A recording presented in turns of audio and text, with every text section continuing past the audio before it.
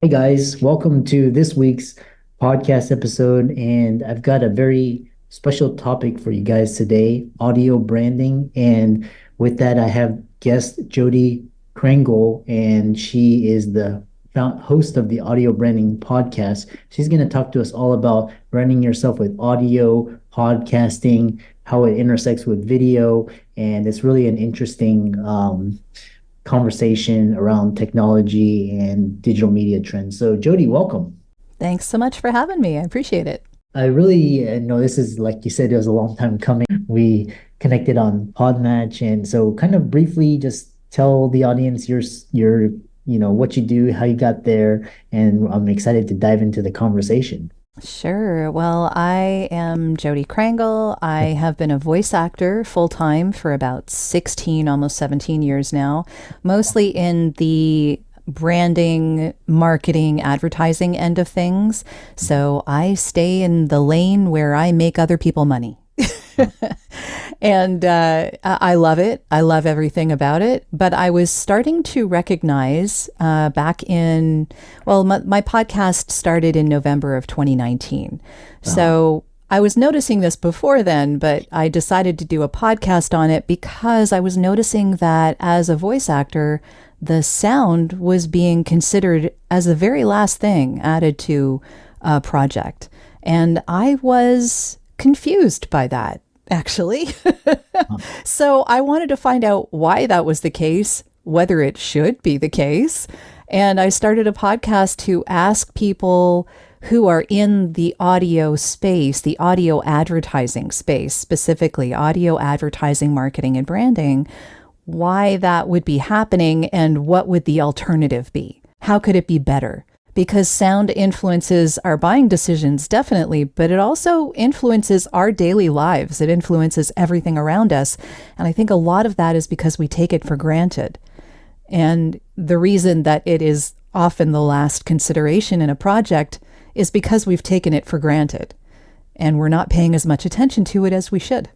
Yeah, and which kind of brings me to my next question is audio branding, because I'm always looking for the undiscovered territory for attention, and just like Hmm. what is the next, where's the trend going, where's the cutting edge. And so when I heard about podcasting in South by Southwest in 2018, I was like, yeah, well, you have to jump on this. Yeah, you have to build a presence there. But what is audio branding? Why is it important? Why are people now going to audio as opposed to video? Or, I think books are still there, but it's kind of lost its lion's share. Yeah, there's a lot to unpack there.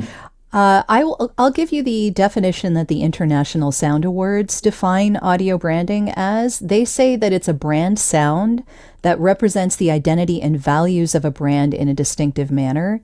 The audio logo, branded functional sounds. So, say your GE kettle makes a sound when it's finished boiling, or your washing machine makes a sound when it's finished its cycle, that kind of thing. And brand music also are part of the brand voice and characteristic elements of audio branding. So, it's a big umbrella. There's a lot of touch points that every company has. A lot of them are audio only. So you'd be really surprised. Like, for instance, think about your on hold. I don't care how big a company you are, your message on your phone, if someone isn't actually reaching you direct, should be a good message that reflects your brand values and who you are as a company. So a lot of people I've drawn this analogy before, but if you're a high-end jewelry store, you don't want 80s hairband music on your on hold. That's just not a good look. Not a good sound either. I mean, I love 80s hair bands, don't get me wrong. but for a jewelry store, unless you're really cutting edge, maybe not such a great tie-in. Yeah. So it's about illustrating and showing people in audio form who you are in a really quick and to the point method. And sound reaches our hearts really, really quickly. So again, think of watching a movie without the sound on. You're going to get what's going on. You'll understand what's happening on the screen. You're just not going to care. I can watch horror movies, no problem, with no sound. Yeah. Like it does nothing for me. It's Yeah. just a bunch of gore on the screen. Yeah. Yeah. Doesn't make me feel anything, really. I mean, like movie magic, right? But movie magic, part of that movie magic is the sound. It's the sound design, it's the footsteps, it's the music that happens when there's something about to happen that you know is going to be bad. There's commercials are the same way. So in a commercial, I can cry. People can make me cry in commercials if they're a good commercial because the music, the sound effects, the dialogue, all of that works with the picture to let you know what you should be feeling in that moment. Wow. And good advertising makes you feel something because you remember that feeling. You may completely you may completely forget who the advertising person was, what the company was. Like you don't want to do that, but you're going to remember things more deeply when you have an accompanying sound to make it hit you deeper. Yeah. That's more memorable for us. And advertising is failed advertising if you don't remember it. Yeah. So is marketing and branding, for that matter. You want to remember it, and you're more likely to remember how it made you feel than the look of the logo. Yeah.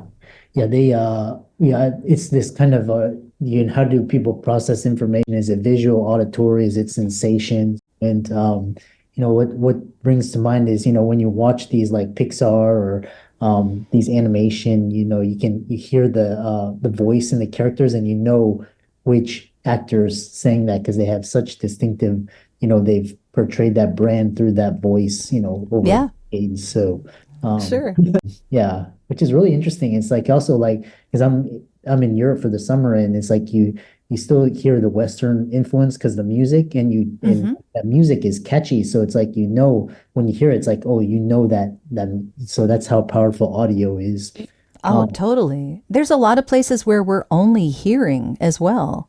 yeah, Like any home system, like Google Home and all of the other things that are available now in home. You're yeah, not seeing anything. All you're doing is hearing. So if you want to place an order for a product, yeah, well, how is that product going to be different from another product that does the same thing? yeah. You want to differentiate. Yeah, I love that. And kind of moving along the conversation is so, question is for the audience, whether we have doctors, lawyers, they want to build distinctive brands. Do you recommend podcasts? Do you recommend YouTube, short form video? I know you are a voice actor. I'm not sure Hmm. if people want to do that, but how can they use their voice and branding in these different social media platforms and venues? Well, I will say that right now, when I'm doing my podcast, I'm both videoing it and audio taping it, like taping, showing my age there, recording, audio recording, and video recording. So, what that allows me to do is to either release the whole video to YouTube if I want to, release bits and pieces of it to YouTube as shorts and to social media as shorts, and also to have an audio only podcast that sounds just a little bit different from the video that's on YouTube. They are completely separate places, let me just say. The RSS feed is the podcast, and that goes out to all of the podcast delivery systems all over. But YouTube is its own little world. It's also the most popular search engine when you think about it. Yeah. So for discoverability, it's fantastic for a podcast. So visuals are very important when it comes to YouTube, and I wouldn't stint on that. Definitely good, interesting, eye-catching thumbnails are very, very important, as are titles. But good sound, if you don't have good sound, people are not going to keep listening. I could tell you that right now. It's going to hurt their ears. Good enough sound is like, it's okay. It's not going to differentiate you all that much, Yeah. but it's not going to hurt people's ears and they may continue listening. But if you're going to spend thousands of dollars on a video, and I'm not even talking about a podcast now, I'm just talking about a video for your company, an anthem of some kind that tells people who you are and why you're proud of what you do. And I do a lot of voiceover for that kind of stuff all day, every day. Love it. But if you do not have good sound to go with those stunning pictures, it makes your company look cheap. Yeah. It Oh, really does. It ruins all the money you spent on that video. It yeah. just it cheapens everything. It ruins the whole presentation. Mm, So you really do need to think of both, if not exactly at the same time, pretty close. yeah. Because you don't want to have a lovely video and then go, oh, we need music for this. Okay, maybe we should just go look in a license-free music directory and pick something, you know? Yeah. It's not made for your video. It's not something you own. So your nearest competitor can use the same song. Just be aware. And, voice actors as well, normally there's a kind of non-compete that we sort of abide by, whether or not it's in the contract.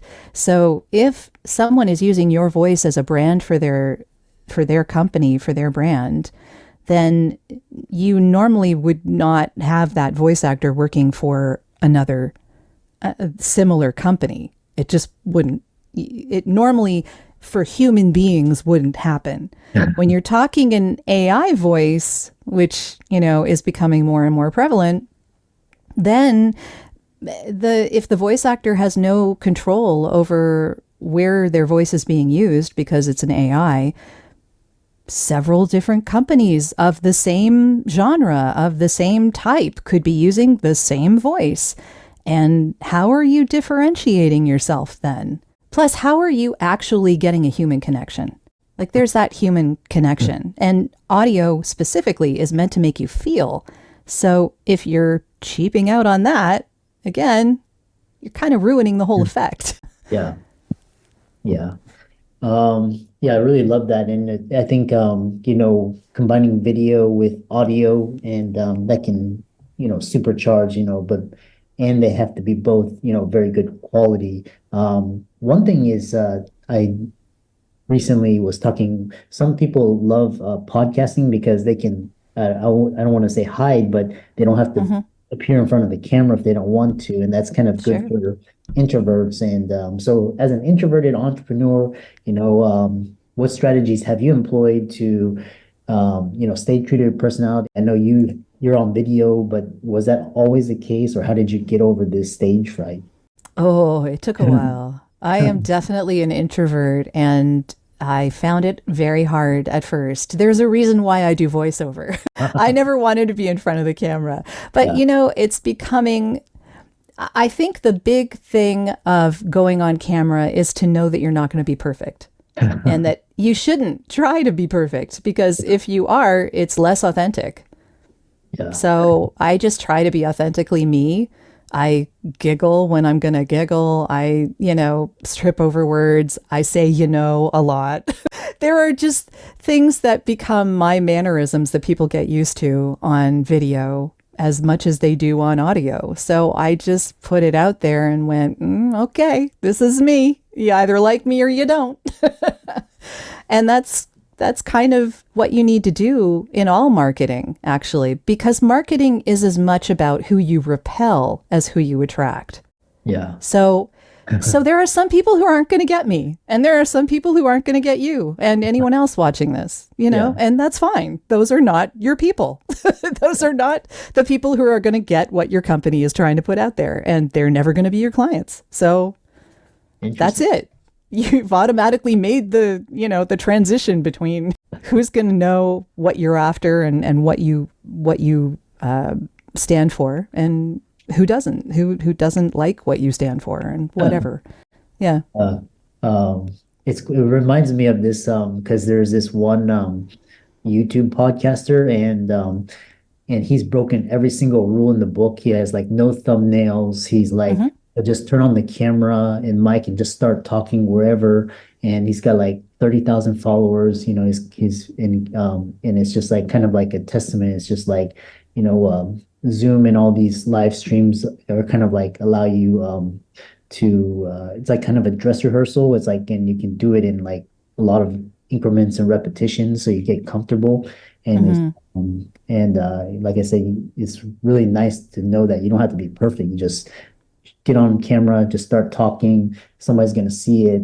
These algorithms are really good at pairing the content with the consumer. So the other question I have is, you also consider audio a hidden gem, and that's quite interesting because are we to this point where we're at mainstream adoption, or people are still just relying on video? I know YouTube is like kind of the biggest and kind of like the and so talk about how it's a hidden gem.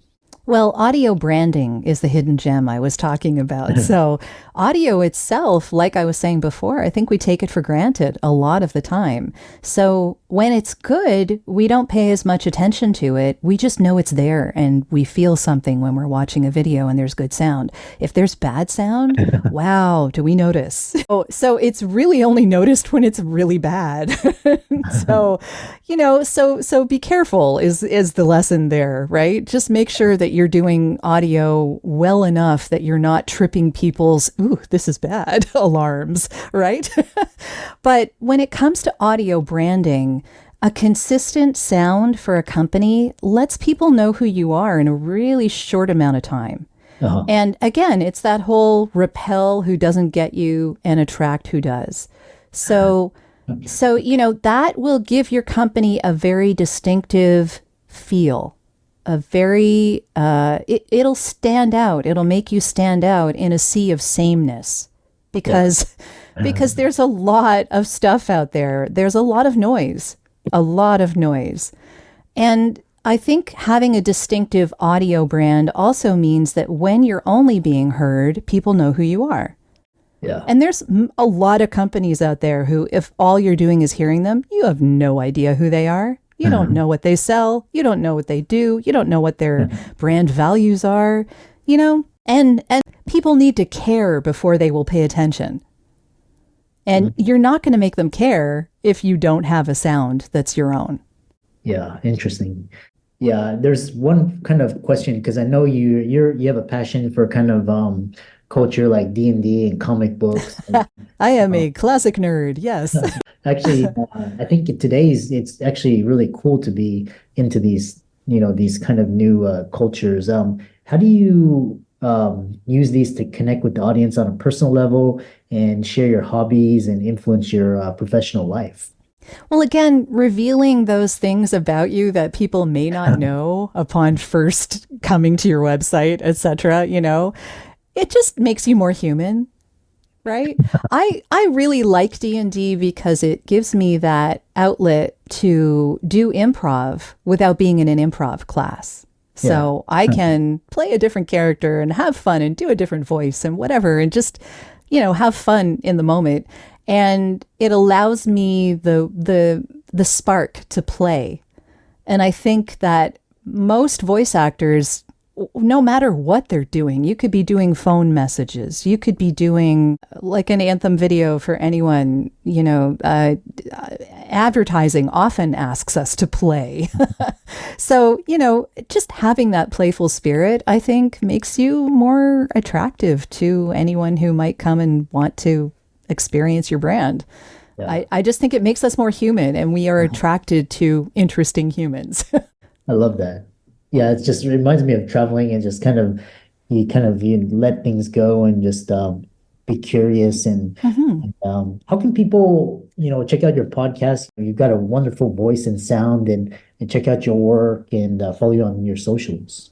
Sure. Well, I am at Jodi Krangle on most socials. You can find me there. The YouTube channel is Jodi Krangle VO, so that should be easy to find. For the podcast, that is at audiobrandingpodcast.com. And my website is at voiceoversandvocals.com. So there's a lot there. And I have a lot of what I tend to do with the podcast is I put my blogs on my website and then I put the player at the top of the blog. So if you go to the blog on my website, you'll see it split up in different categories. So I have a podcast category, an audio branding category, a technology category, a voiceover public speaking category, all of these different, a healthcare category, because we talk about sound in healthcare as well. So all sorts of different places that people can find stuff to interest them. Yeah. Oh man, I really enjoyed this conversation. Great personality, great content. And for all the audience, be sure to give Jodi's socials a like and follow. Check out her podcast, leave a 5-star review. And with that, thanks so much for coming on. Thanks so much for having me. I appreciate it.